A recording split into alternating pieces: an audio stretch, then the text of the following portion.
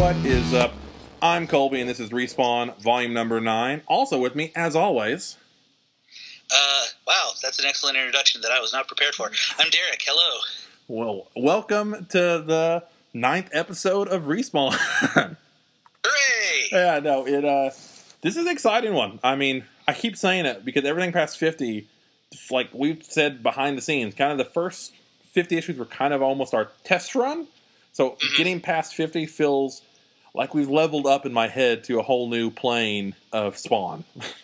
Actually, that actually runs very similar to something I want to say about this volume.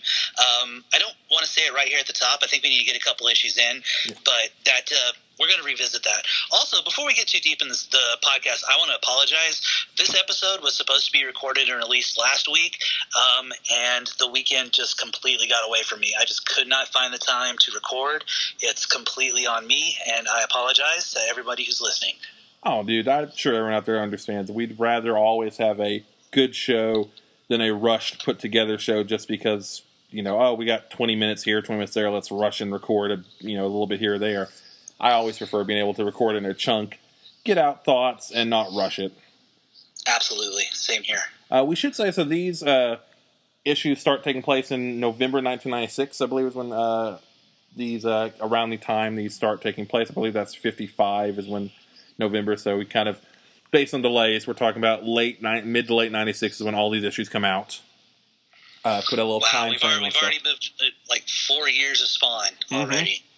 So we can this is where you kind of get more and more into a very violent and costume of the week Spawn in a lot of ways. Oh man, I hadn't thought about it like that, but that is entirely true, isn't it? Yeah, you kind of... we're seeing it in today's Spawn, too, with Spawn selling really well and Todd McFarlane falling back on some of his, Gunslinger Spawn's really popular. We're putting him on every cover we possibly can.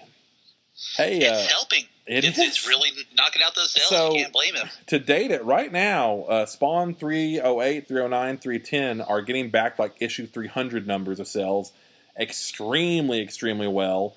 And all year, we have talked about on our other show, Blah Blah Comics, which you should check out, but we've been talking about Spawn, shockingly, from issue 250 to 300, continually building that fan base back up that had once kind of lost, and now getting to a point where it's routinely breaking back in the top 20, top 10, and with Spawn 300, number 1.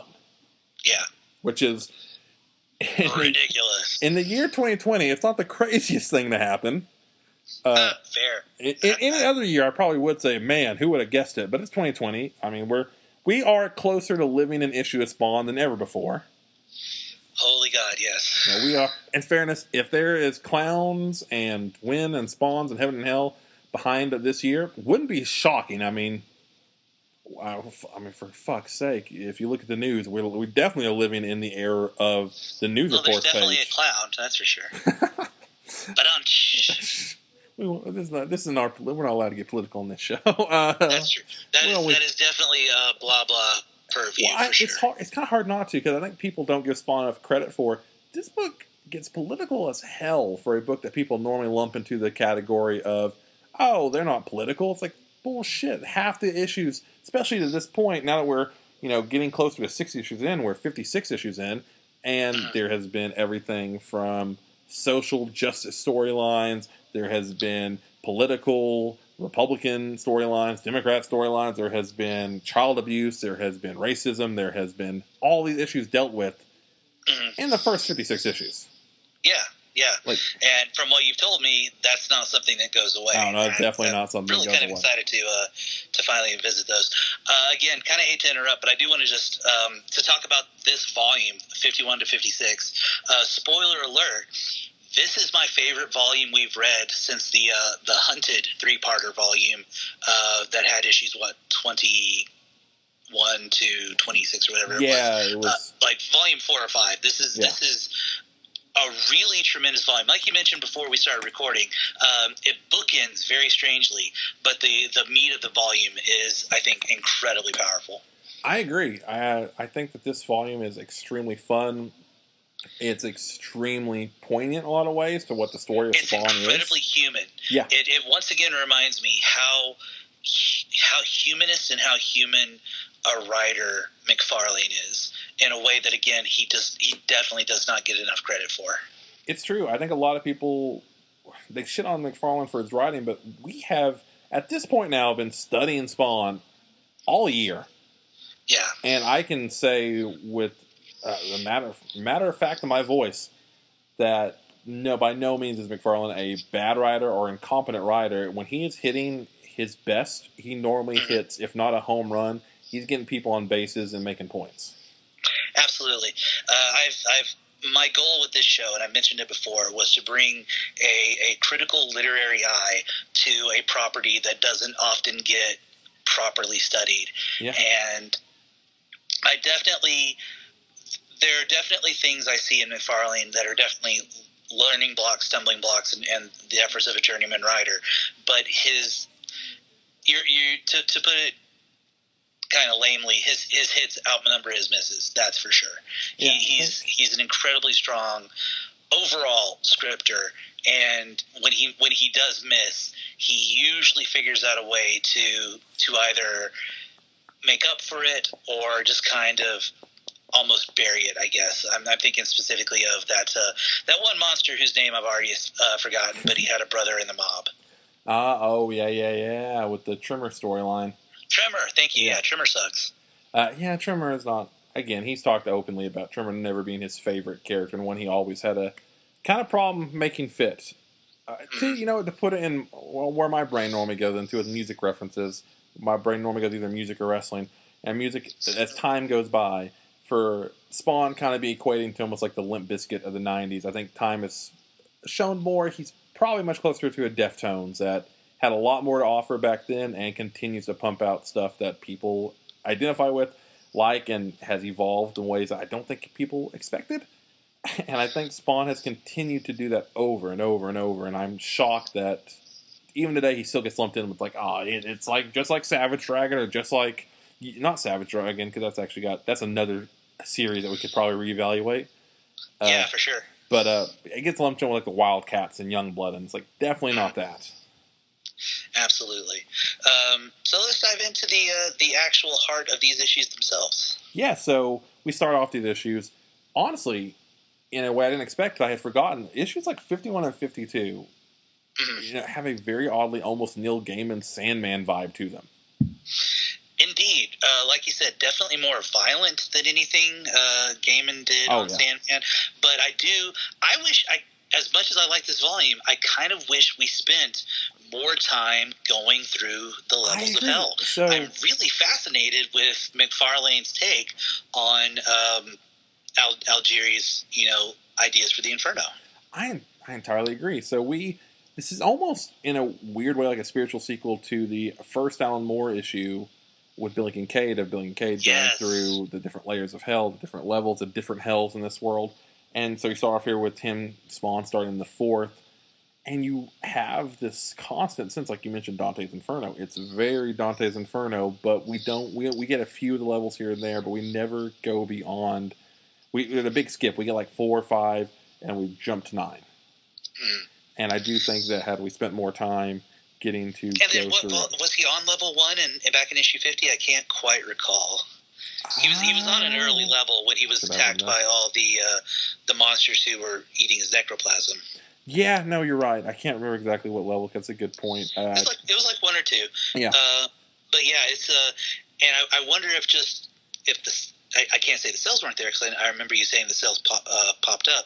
But I wonder if just McFarlane got bored, if he just decided he didn't have as much story with Spawn and Hell as he thought he did. Because, when Spawn finally hits New York again, admittedly, jumping a little bit further in the graphic novel here, there's an absolutely incredible confrontation with Malbolgia in this volume. But it does still feel kind of sudden that Malbolgia just lets him go and sends him back to New York. Yeah. Especially after the exquisitely entertaining torture that we see Al Simmons go through in issues 51 and 52 especially. Yeah, so we mentioned torture. He's being tortured by this almost Oogie Boogie from Nightmare Before Christmas looking demon. The skin demon, I really like his design. Oh, it's a cool design. So this first issue especially has some of the most unique panel layouts in all of Spawn. It's very going back to Sandman. I think that's part of the reason why this issue has that vibe. It's almost David McKeon-esque of like very loose. There are cross panels of words and yells going from end to end of the page. It's a very free form style for Capullo and McFarlane to get into, and they don't normally explore that way.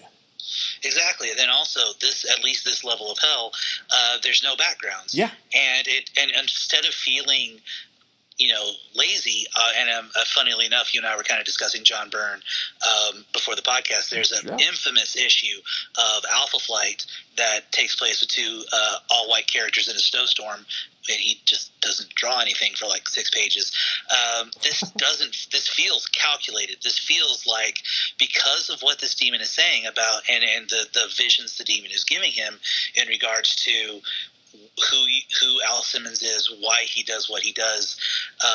It's actually layered into the subtext and the context of the story itself. It's a really good use of blank space as an artistic choice. Oh, it really is, and we're seeing a lot of flashes of Spawn's life in different moments. He's being literally crucified, and we then kind of cut to Terry. Before we get there, I did want to mention the page before with the actual shot of Al Simmons standing like literally knee deep in blood, with the rather savage grin on his face. I don't know where I've seen this picture before other than having read this issue previously, which I also want to say, I thought I'd started collecting Spawn regularly with issue 50. That cannot be the case because I'd never read the Savage Dragon issue before, but I must have read this one because this image, this had to have been used on like a trading card or something, right? Well, it's also, this feels like such an iconic image. Well, as a lot of things in the Spawn world, I have the figure of it in my room. Oh, okay. So it's definitely a figure as well. And it's a gruesome image. So one thing we did mention, I'm glad you brought that up, is this issue brings forth the idea of what if Al just, part of the reason he's in hell, part of the reason he did is he really enjoys and looks forward to killing. That is part of him. He likes it. Yeah. It's not just a job. It's not just something he's good at. He enjoys it. It adds this kind of really interesting wrinkle to the character, similar to some of the stuff that would happen like Wolverine throughout the years of adding this, unseen demon that turns a critique of the comic into part of the comic in a refreshing way. Right, yeah.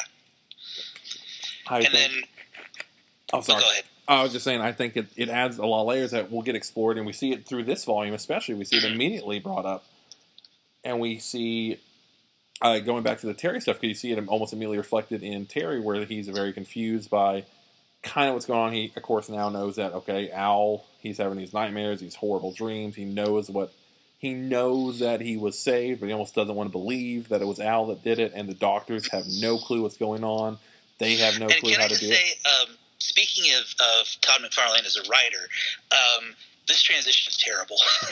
I almost wish we just spent this issue with just Al, because the startling change of pace between the story and the characters is it gave me a start when I was reading, because I did not expect. So this is one of the it's not poorly written. When we actually get into the stuff with Terry, it's great. It's just as a writer and reading this, man, he could have handled that transition better. So there's my literary critique of the issue. This particular transition was not great, but you're right. It is good to catch up with Terry post issue 50, and everybody he's confused. He's a little short tempered with the doctors trying to figure out how such a deadly cancer is completely gone. We also get a really great little note with Cyan. Very much completely tied to the shoelace that Terry tore out of Al's face. She feels an extreme connection to it, to the point where she pulls a pacifier out, something she didn't even use anymore, and wears it as a necklace to keep it close to herself. Which I will say, that is the definition of, didn't plan it out, but also the best version of long-term storytelling for a very significant little thing. from the first time and whatever issue it is we see him coming back from the Batman event and also possibly the Houdini shit is, him getting his face stitched up to losing that identifier once he gets his new powers and that going back to Cyan now. Like keeping just a little bitty trinket having meaning throughout now, giving it meaning on read-throughs for 20 issues that it really didn't have to at all. Right, exactly. And having weight and narrative significance. That is, again, that is one of McFarlane's really most impressive talents in my mind. We talked about it a lot last episode. You can call it retconning. You can call it backfilling. Yeah. Because it's not really a retcon in that it wasn't supposed to be this thing and then became this thing. It's that it's been backfilled that, this now has importance. Yeah. He has an incredible talent for realizing something midstream and writing in such a way that it looks like he's doing this really beautiful narrative trick of being like, I meant to do that. Yeah. It's like a magician almost, and it's he's so good at it. Yeah, no, I think, and there's no shame at all in little things like that, of finding a meaning for a small little piece that didn't have to be there. And this in particular is that, like you said, whatever you want to call it, it is not a bad thing. I think some people think any time people go back and change the meaning of something, that all makes it, bad. That doesn't. You can add a lot more meaning to the story and make it feel a lot more cohesive by doing that. And there's no shame, and this is a great example of that. Absolutely. And again, it takes having the right kind of narrative voice and the right kind of talent to tweak it and make it work. And McFarlane is quickly becoming a master of it in these pages. Oh, yeah. Do you want to move on to Sam and Twitch here? Yeah, no, we get some Sam and Twitch. And I will say, this volume, Sam and Twitch take a big backseat. Yes, they do. And also, the Sam is bad with money joke is not nearly as funny as McFarlane thinks it is. Yeah, we had it last volume with the new office. Now we have it with the car. Yeah, it's basically we can kind of cover Sam and Twitch. We can almost cover for the entire volume right here. The basic narrative of Sam and Twitch for the entire volume is they get a crime mobile, a very nice car. He's very particular about it on the outside. And they doesn't care about the inside. Doesn't care about the inside. Very particular about the outside. Yeah, very particular about the outside, though. And they also get a call from the same mysterious person that stood him up last volume, and they don't know how he has ties to big names, but he does somehow. Yeah, that's, again, it feels like, to me, again, kind of like what they ended up doing with Chief Banks. We spent a lot of time with Sam dancing around, being like, I can't believe we got this awesome stuff on Chief Banks, and McFarlane didn't know what that awesome stuff was for issues. Yeah. I kind of feel like he's just like, I need Sam and Twitch to be here because they are a part of the narrative, but I don't have anything for them to do right now. There's clearly something coming. There's going to be, some kind of big, again, meeting, confrontation, what have you, between Sam and Twitch and Spawn coming. It's on the horizon. He needs Sam and Twitch to be in the readers' minds. He needs to make sure that people know who they are. But he has nothing for them to actually do. So it's a lot of this, Sam is bad with money. Twitch has this, informant that he just can't seem to nail down. Something's going on with that. And when McFarlane figures out what that is, it's going to become a thing. But right now, he pretty clearly does not quite know what that is yet. So it's the Sam and Twitch stuff is kind of disappointing in this volume for sure. It is, and I love Sam and Twitch. But in this volume, this volume not. And like I said, the one critique I agree with you on this entire volume is I do kind of wish this would have been either the entire volume or 2 more issues of Spawn going through hell through the different layers. Because anytime you do fly back to what's going on Earth in these first 2 issues, it does feel kind of jarring.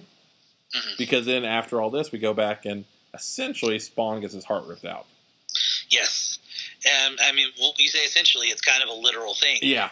And the metaphor of it is that when his heart is ripped out, it's supposed to also have take a toll on him emotionally. But there's also the physicality of the skin creature, the creature with the sewn skin. Yeah. Not only pulls off his flesh, pulls out his heart before Al is sent to another level, and it's a really solidly played metaphor, and it's so interesting to me. I feel like the 2 pages where the flashbacks with Wanda are taking place, it's still Capullo, but it feels like Capullo being a lot more subtle. Like the rest of the issue is very much him playing to his monsters. Oh yeah. But the stuff with Wanda is really kind of beautiful. We talk about a lot the heart of McFarlane and the heart of Spawn throughout the past. Several volumes. He found that core of these characters and where they go, and through this you have a lot of that too. That's a horrible transition to this because I was going to say I think that it's actually pretty much all of 51. Yeah. Because it's horrible transition because 52 is by far the weirdest crossover of all time, and I kind of love it. I need to go actually read the Savage Dragon issues right there to see how it was handled there, or if it was handled at all, or what. Yeah. Because it is. So this is a Spawn Savage Dragon crossover, and this had to have been something like, Larson and McFarlane agreed to do a crossover before they got to the story, and they had, this issue, we'll do a crossover, and then he's like, oh shit, Al's in hell right now. Because, but, the stuff with actually Dragon makes it more or less makes sense. Yeah. Because apparently Dragon doesn't realize he got killed by, I'm trying to find her name. He mentions her at one point. But he's like, she did something to me, and now I'm clearly hallucinating, and this is all insane. And what the fuck ever. I'm sure I'll wake up eventually. Yeah, so it makes sense. We should mention the basic story of 52 is Spawn is in a new layer of hell, and he and Savage Dragon kind of fight to be the Messiah for a group of essentially bizarro Christians. Right. Yeah, they're inverted Christians, and they don't fight because they want to be the Messiah. It's more of a survival of Dragon feels like if he beats Spawn, then he gets to wake up. Spawn has no idea what the fuck is going on or who this green guy with the fin is, even though he's seen that was going to be my Dragon in Chicago. That was going to be my thing. Is like, I know it's because if you're reading this weekly, that happened 4 years ago for you. Right. If you read like we did, that happened 4 months ago. Yeah. And it does stick out with, like, we made a big point about, Savage Dragon's been mentioned once or twice. We saw him on TV that time, and we heard him mentioned once. That's interesting. And then for him to see it and not have any recollection of, like, wait a minute. And especially when he says, I'm that guy from Chicago. It's like, yeah, I know who you are. There's nothing. It's just like, I thought you were one of them. Because he does make an interesting choice, and I wonder if that was McFarlane's decision, because he does draw all these inverted Christians who like worship greed, worship violence, blah, etc. Anything that a Christian for the reverse. I love this little 3-part. They're preparing the Savage Dragon for sacrifice. Yeah. So befouled by grime, fed his last meal, showered with urine. And they actually show him being peed on. Yeah. These being then are like a rat being forced down his throat. So the cruelty of the satire of the Christian religion in this issue is really kind of fascinating to me, to the point where the leader of this, when it's kind of Spawn is like, nope, it's neither one of us, you guys are fucking up, the de facto leader of the inverted Christians is like, let he who is with sin cast the first stone. It's a fascinating issue. It's not a bad one. It is, but you're right. It's weird as hell. So we're but also like we should mention that the inverted Christian people are essentially all green and drawn kind of like Savage Dragon, but without fins. Which is why they initially mistake him for their Messiah, and then they see an actual guy in a demon suit, in a symbiote suit, from a deeper level, and is like, oh shit, well clearly this guy's our Messiah. He's actually from hell and is from a more powerful level of hell than us. Also, he beat the guy that we thought was our Messiah, so clearly we were in the wrong. And then Spawn tries to get Dragon off the hook, and just even by showing the the slightest impetus of mercy, that's when the inverted Christians are like, nope, fuck you, and decides that Spawn is clearly a false god as well. He gets crucified for the second time in this volume. Yep. I didn't even put that together, but you're absolutely right. And, two for two in this issue so far. And then you have Malbolgia come in looking straight up, just like an Iron Maiden album cover, and taking him away from these people, and that's I don't know what happened to Savage Dragon. I don't know if Savage Dragon went back or what, but it is of no concern to us in this volume. And I assume he gets away because dude just had his 250th issue, and that 250th issue had it went back to print for a second printing. Even on Twitter, Eric Larson was like, "This comic book back to second print." I cannot believe that. So I read that comic. I can't. It's not horrible. It's essentially really horny Savage Dragon and his wife a lot during COVID. Horny Savage Dragon has been Dragon ever since Sex Criminals came around, and Eric Larson was like, wait, we can do that? I believe it, because there was a lot of his wife naked and a lot of Savage Dragon going at it. I believe it. So, so that's the Savage Dragon Spawn crossover. It's weird, because when you think of those two characters, I mean, I will grant them, it is not the crossover you would think it would be. Right. Right. But it's surprisingly well handled for what it is, I feel like. Yeah, no, I agree. I almost prefer it over the typical, Savage Dragons in New York or Spawn goes to Chicago.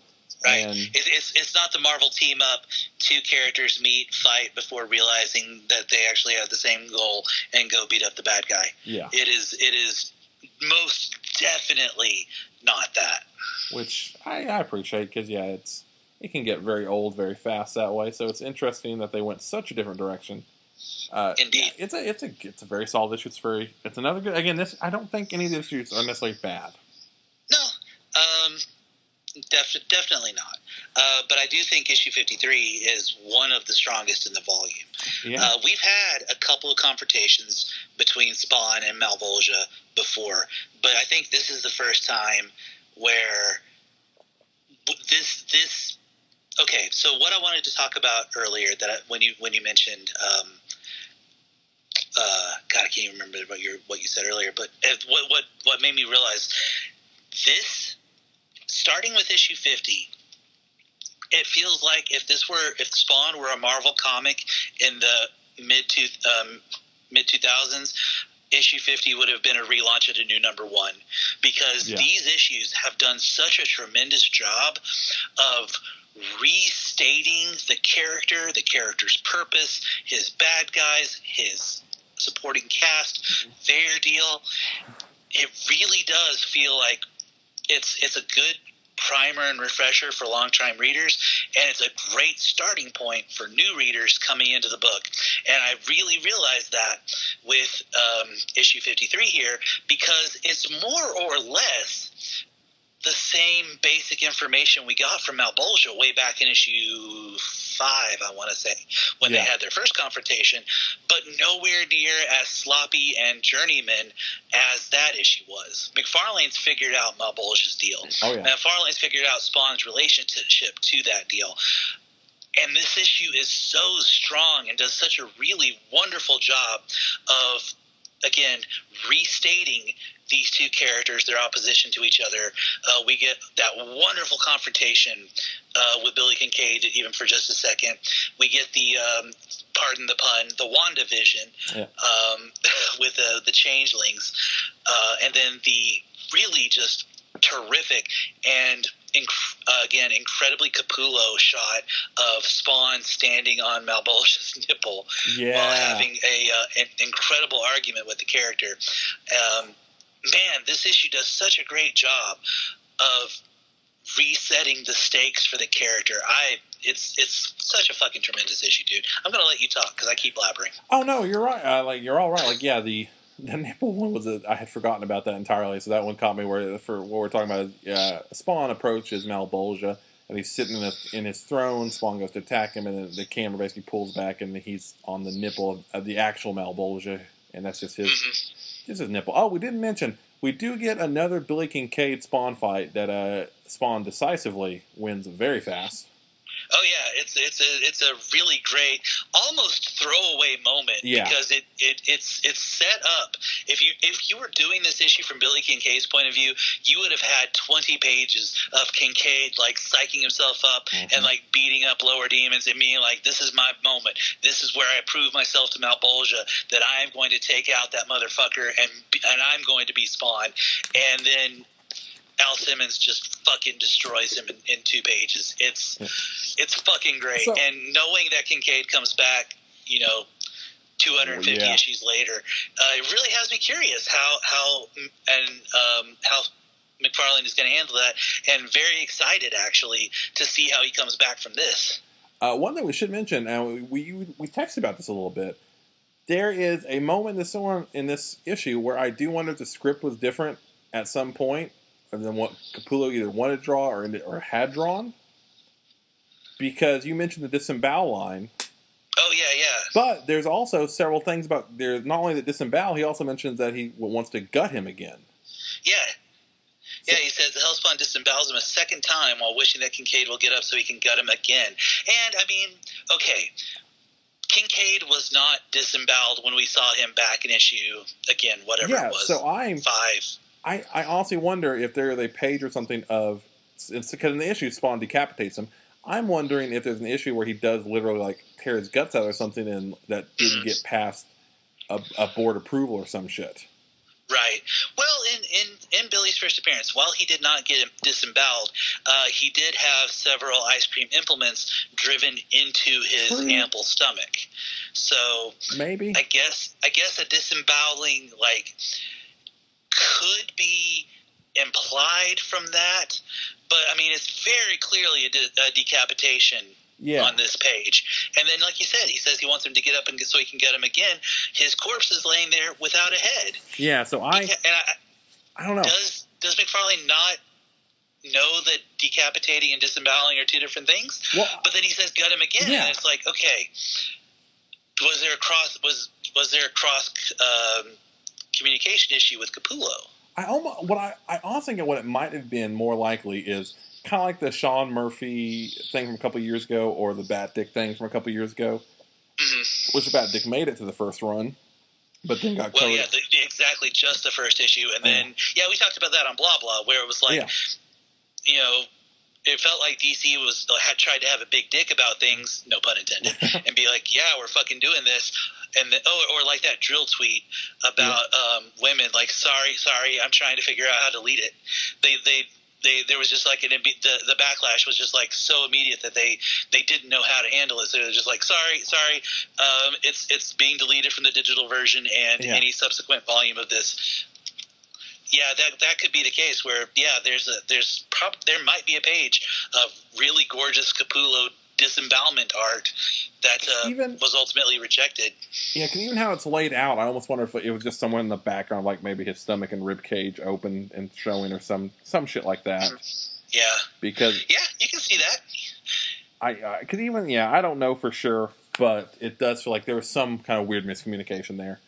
Because how if you look at how that page is set up, it could simply be that, but it does look like his stomach is the main thing in focus. Yeah, that's true. And where his head is, you could definitely show something coming out of that stomach there, because we kind of have a crotch shot of Billy Kincaid. I don't know for sure, but it is an interesting, weird little piece. Yeah. You have, especially after all that complimenting I was just doing about McFarlane as a writer. It feels grossly negligent in a way that we're not used to in this book. Because it does. Because also, it's like, of all people, McFarlane feels like he's someone who would know what disembowel means. Yeah, absolutely. Like, anyway, right after that, you get Spawn attacked by Evil Wanda, as it appears, which is a very Evil Dead-looking scene that I love. It's great, and then also I really do appreciate that Sexy Wanda is. There's just it immediately feels off, because it's not that Wanda hasn't looked attractive in the book before, far from it, but she is definitely you're given from her first appearance that you, as the reader, know that something is horrifically off because she is drawn way too sultrily. Yeah. For what we are used to this character, and then you turn the page and you've got a naked Wanda literally licking his fingers. Yep. In a way that you imagine she would be licking another phalange. Yep. And yeah, it's a well done scene. It really is. Like throughout, I mean, the issue, all of this issue is gorgeous art. All this volume has gorgeous art. Honestly, like there's not a bummer in it. Yeah, Capullo and the inkers. You said it was most likely McFarlane and Danny Mickey. Yeah. This is the best this book has looked in a while. And that's saying a lot because it hadn't. I mean, again, we've had Tony Daniel and Capullo on art, so it hadn't looked shabby. That's true. That's absolutely true. It consistently looks great through this volume. That's one thing I love about it. Because we mentioned this issue. This issue does feel like more of a reaffirmation of this is Spawn. This is what it's about. I'm Malbosia. This is what I'm about. I'm going to send you back again. And it does have almost a restart, reboot feel to it. Of like, you're going to go here. I'm not going to touch Wanda as long as you do what I want you to do. And as long as you keep killing, I won't touch her. Right. And that's kind of what we get from here. This is our new deal. And again, without his heart to possibly steer him wrong, it's a deal that he feels pretty comfortable with. And then at the end of the issue, we have Terry finally accepting that Al saved him and that Al is somehow still alive. Yep, and that literally goes right into 54 of your back in the alleys, except for now, very, very bloody alleys, and Spawn's throne has now been replaced with a literal human throne. Yeah, it's actual corpses. Yeah. And man, I'm not gonna lie. This the double page spread, you have to turn the book to look at it. I find it genuinely disturbing. Yeah, there's a lot in this issue. did not spare the gore on this one. There's a lot. There's that scene. There's a scene a little bit later where Terry, because again Terry's looking for Spawn. He wants to find him, and he's looking through the alley a little bit later. And later on in the book, you have walls full of corpses. So it's like looks horrendous. These are the moments like, oh yeah. This is the death metal and metal Capullo we're getting now. Here is Zach Capullo's origins. Mm-hmm. Absolutely. And then, like you said, we have Terry wanders into the alleys looking for Spawn, much like Wanda did a few issues ago. Thankfully, he meets up with Cagliostro, and Cog kind of gives him the mark, kind of marks him as friend of Spawn and therefore untouchable. We get some more Sam and Twitch stuff that doesn't go anywhere and doesn't mean anything. And then we have my favorite bit of this entire volume, Terry and Al finally confronting each other as who they are. Al confronting Terry with, you fucked my wife. Yeah. Terry being like, what the fuck, you've been gone for 5 years. Why didn't you tell us you were alive? Spawn being like, I'm dead, motherfucker. Yeah, I do like he has to repeat he's dead several times. And and that's what bothers me is that in issue 55, they basically kind of do the same thing. And it's like, man, we get it, dude. That's not something you necessarily needed to repeat in the second, in another issue the second time through. Yeah, there does come a point where, like, come on, man. He what are you talking about? He's dead. He clearly has magic powers and cured your cancer. Yeah, but also green eyes, no nose, and there's worms everywhere. Yeah, we are firmly into the like kind of gothic, dark, gross Spawn era of. Yeah.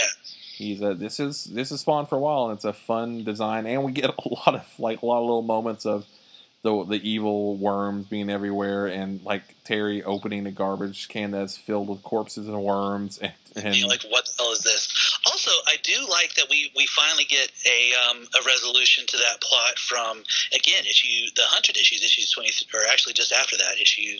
A few issues beyond that, when Terry started working for Wynn, and Spawn, who again, for someone who's supposed to be such a smart, spy and CIA operative, never really put it together. Terry has to spell it out for him.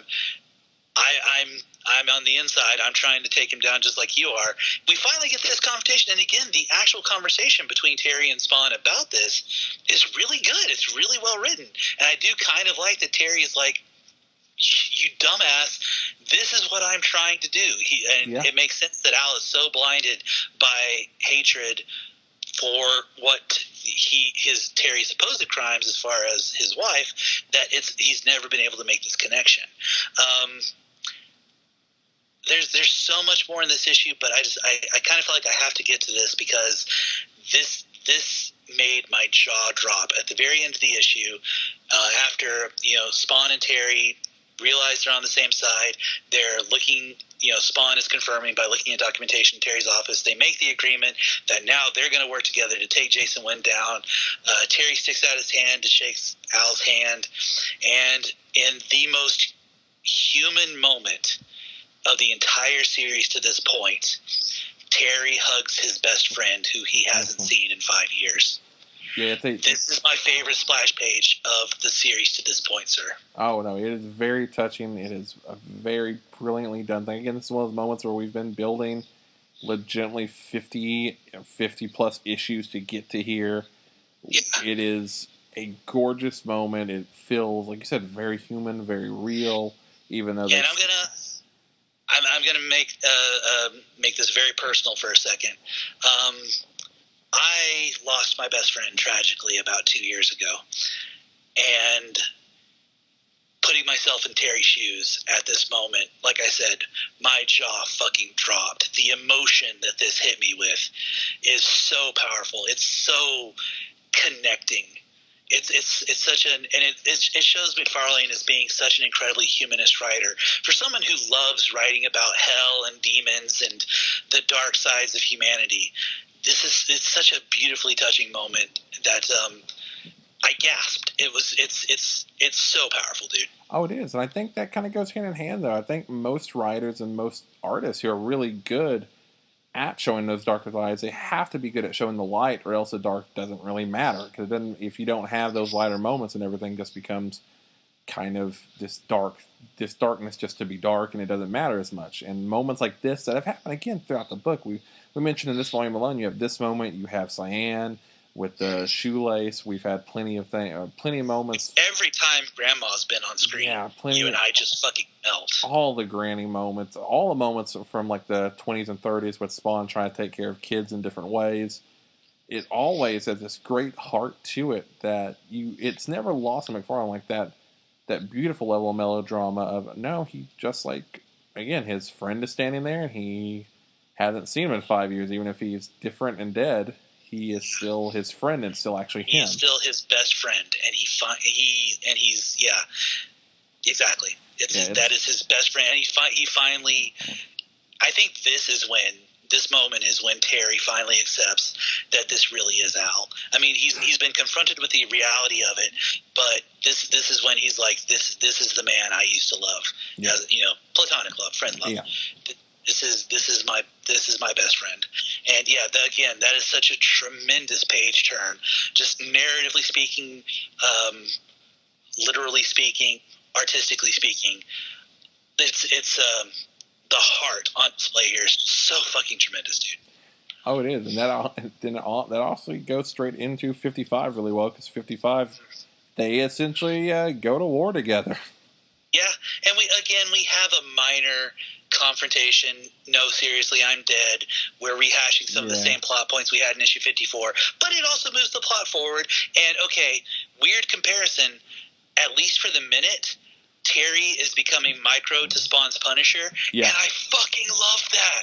Yeah. I really love that dynamic between these two. So we should mention a little bit last issue and this issue. Spawn meets up with Terry. They get all the information that Terry has been collecting about Wynn, about his weapon deals, what he's doing, and Spawn, jumps on the bottom of a plane so he doesn't have to use his powers and flies over to Korea to figure out what's going on and invades a base while Terry's in his ear. Yeah, and again, just immediately just stops listening to Terry and does whatever the fuck he wants, which is kind of hilarious. I do want to point out something you and I kind of talked about a little bit before we started recording. We actually get the power bar in this issue, which we haven't seen in a while, and seems really out of place because we know, you more than I, know that eventually the power bar is just going to go away. And it seems like if it's something that McFarlane really doesn't care about, and it's for it has not been a concern of his for a while now. Sending Spawn to hell and getting the symbiote, all the evolution it's gone through, and getting recharged by actually heading home and meeting with the skin demon who more or less created it, would have been a perfect time to eliminate the power bar, because it serves no practical purpose story-wise anymore. So to actually see it here was, again, kind of startling and feels relatively unnecessary. Yeah, no, the power bar is always, it's the one part of Spawn I can't really defend. From the beginning, I don't think the power bar was one of the things where I think he was hoping that, kind of necessity, the mother of invention and all that. And I was thinking, I think he thought that, okay, I'll come up with something later. This will be good. And it just never clicked. If the power bar ever reached zero, and you did get that point where Spawn was sent back to hell and had the confrontation with Malbolgia, you just fucking did that. You did that in issue 53. That's the only logical place for that to go.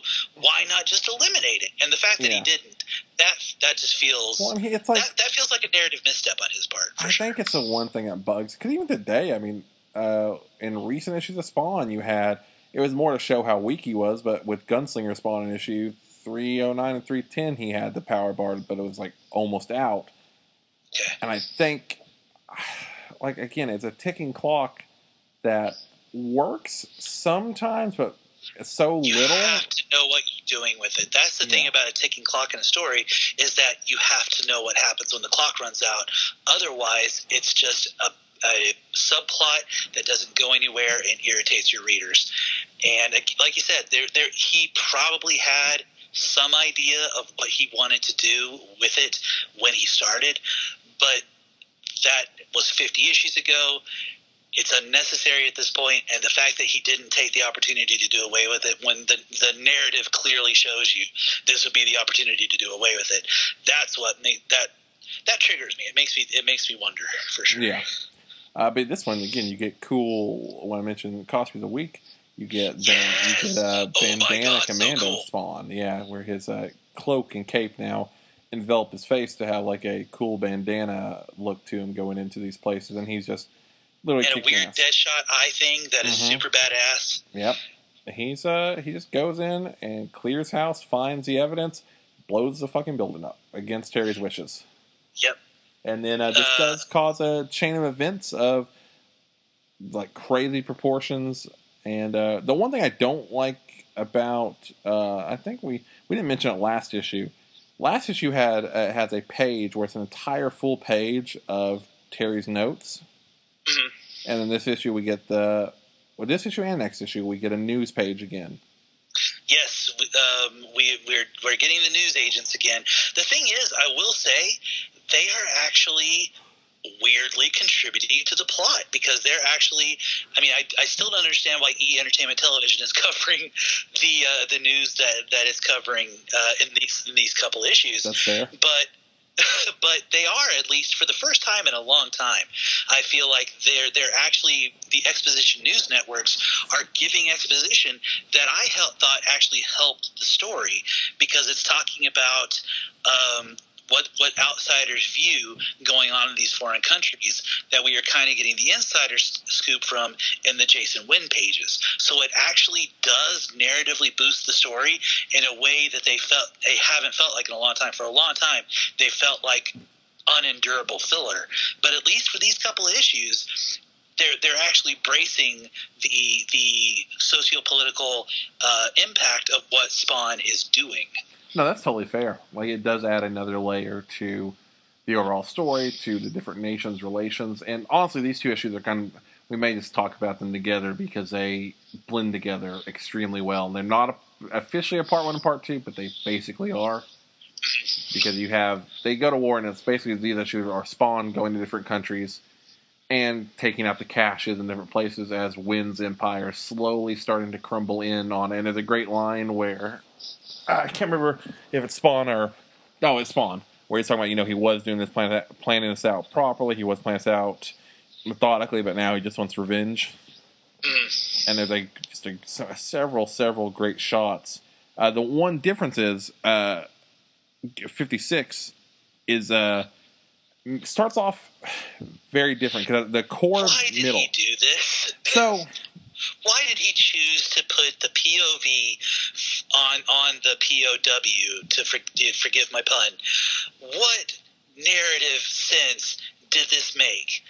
Holy shit, dude! I almost think had he strung it out a little bit more, like had that character been introduced in 54, 55, somewhere else. Yeah, I was going to say 54.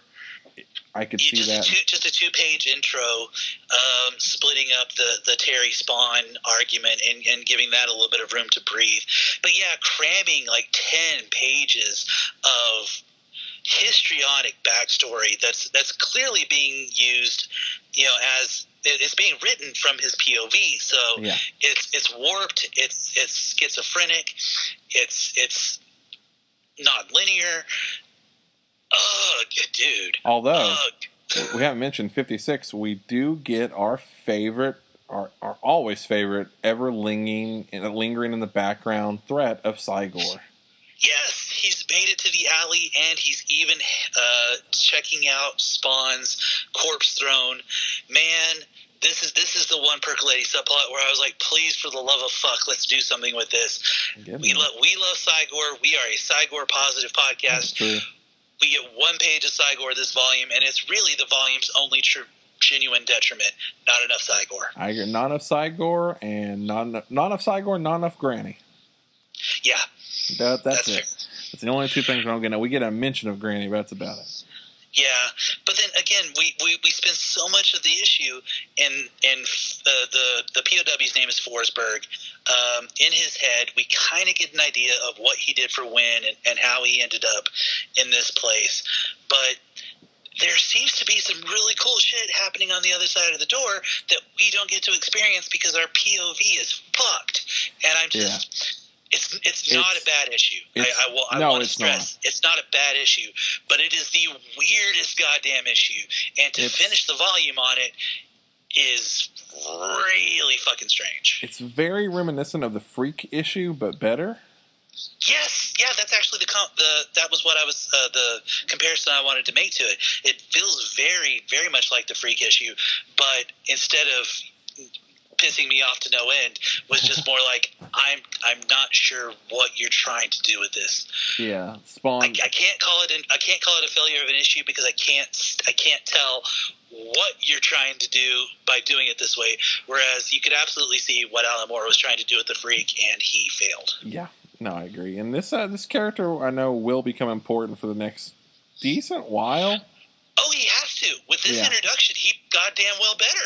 Yeah, he becomes, for at least, I want to say the next, 50 issues, he's at least a player in the game. Awesome. That is good news. Yeah, he... capital G, capital N, good news. It's not just luckily, unlike Houdini, not a weird... Yeah, that was the other kind of vibe I got of it, was we finish out this volume with this weird issue that doesn't work. Vaguely similar to Houdini, but again, not in a way that made us both angry and want to throw the book in rage. Now, because at least the Spawn moments we get in this, and all the Jason Wynn clown stuff of his world unraveling, and the cliffhanger of Spawn taking, getting Forsberg, although the weird my and box. The one-page Cygor. Yeah, and the one-page Cygor. We do get a decent chunk of things that are all very good, and I'm very happy you're in here. So I can't say too much bad about it. I mean, we mentioned at the beginning, overall, this volume is extremely strong. It's one of my favorite volumes we've read. I genuinely mean that.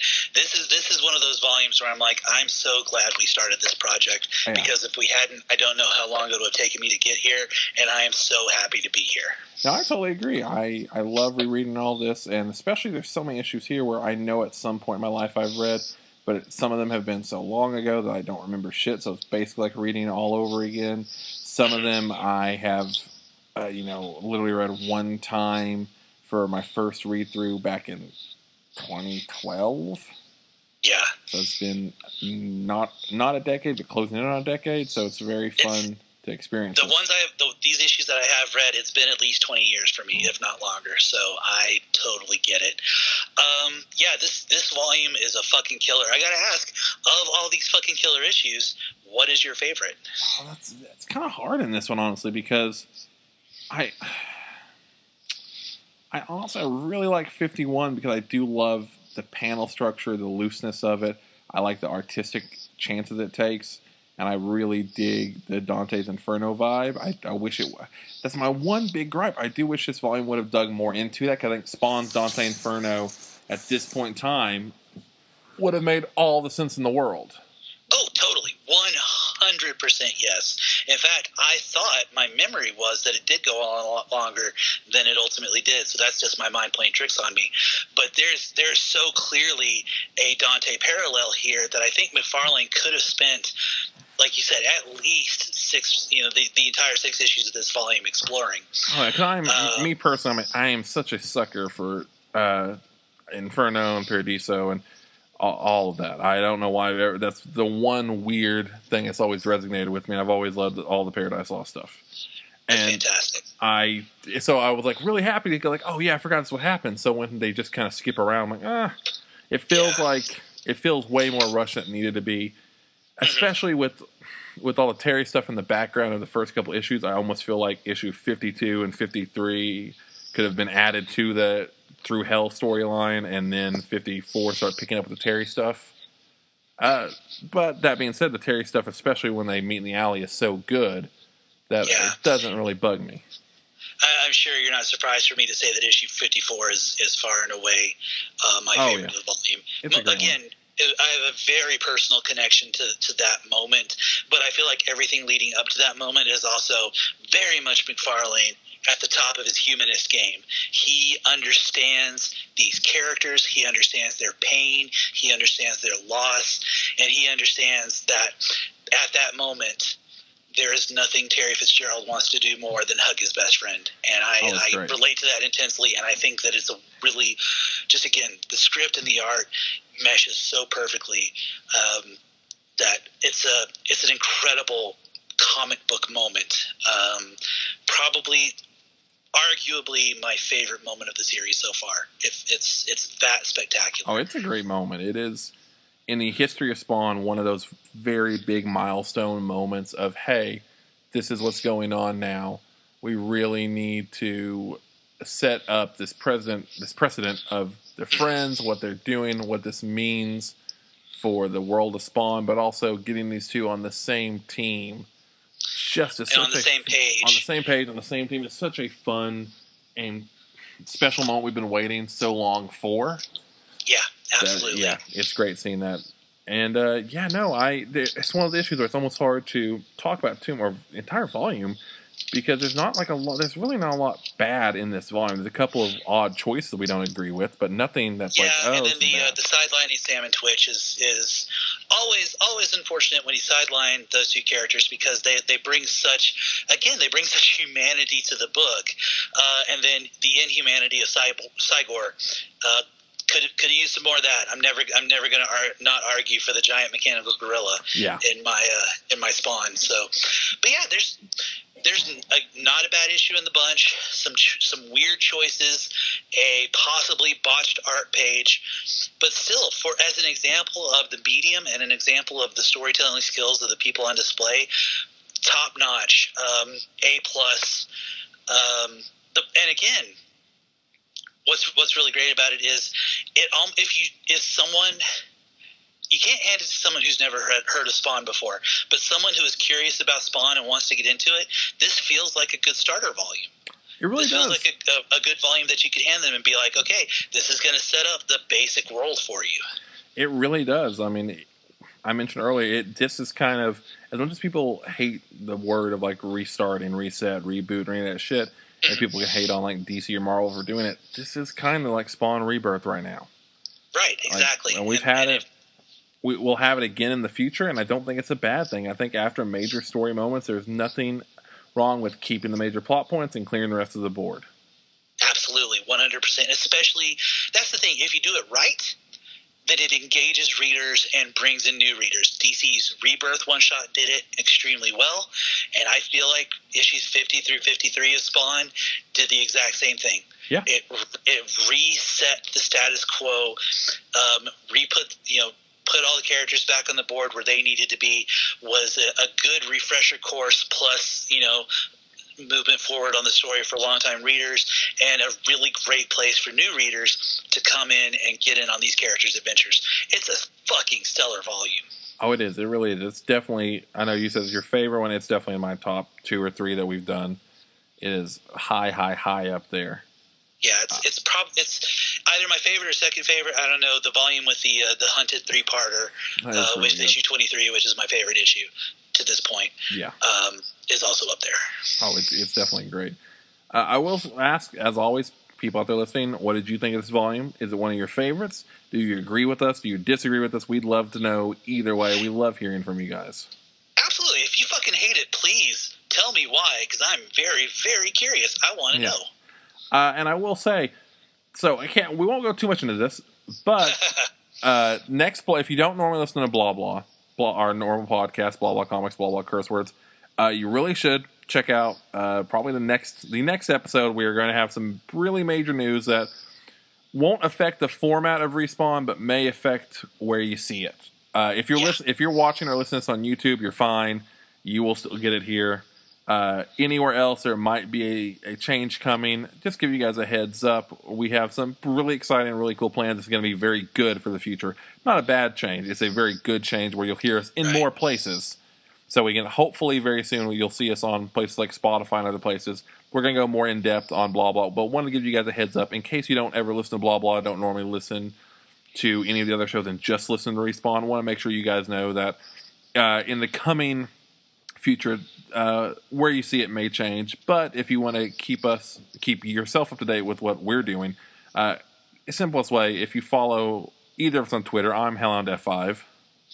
And I am at blah blah pod because I am trying to promote the overarching brand. Yes. If you follow either of us on Twitter, it'll be there. If you follow us on Facebook at blah blah comics there, or again on blah blah comics at YouTube page, all the information coming up will be there. Or again, the simplest way, next blah blah comics, which will be the same place and same time you heard this, it'll be there too. If you're listening on any audio format anywhere else, you'll be able to hear all the news that's coming up. A lot of cool big changes coming. Want to reiterate, nothing bad, all good. Just want to make sure that you guys, we're excited. We're very excited, genuinely excited, but also excited for you guys to join us on this new journey because Respawn's a big part of this journey. You guys have been very positive for the show. I know we're both extremely thankful and excited that you guys are enjoying it as much as we are. We've been hearing great feedback on YouTube, Reddit, Facebook, Twitter. We thank you for all the feedback, especially, and the people I know I've heard from several people wanting to even be on the show in different ways, different formats, from just talking to comics. We have some plans for that as well. We were talking about that earlier, so keep an ear out for that as well. Yes, we as always, we love doing the show, and we are thankful we get to do it, and thankful that you guys loved hearing it, because this would have been one of those shows that, had it not picked up any steam, I'd have been sad to see go, but knowing that it's picking up steam, and I will say, the more steam that this picks up, the more episodes you'll get, and the faster you'll get them. If this is the main show you like, and you want to see shows faster, let us know by clicking like, subscribing, leaving a comment wherever you're at, and most importantly, sharing. If you like this show and you think you know someone that would like it too, share it with them, because the more numbers we get, the faster we get these out. Absolutely. Yeah, there's definitely been some potential discussion about moving to more than once a month, but the only way we're going to do that is if you let us know that that's what you want. So please hit us up on any of our social medias. You can email us, blahblahpodcast@gmail.com, if you want to let us know there. Thank you all so much for listening. This has been a blast. Yes, thank you all. Goodbye and good night. Good night, everybody.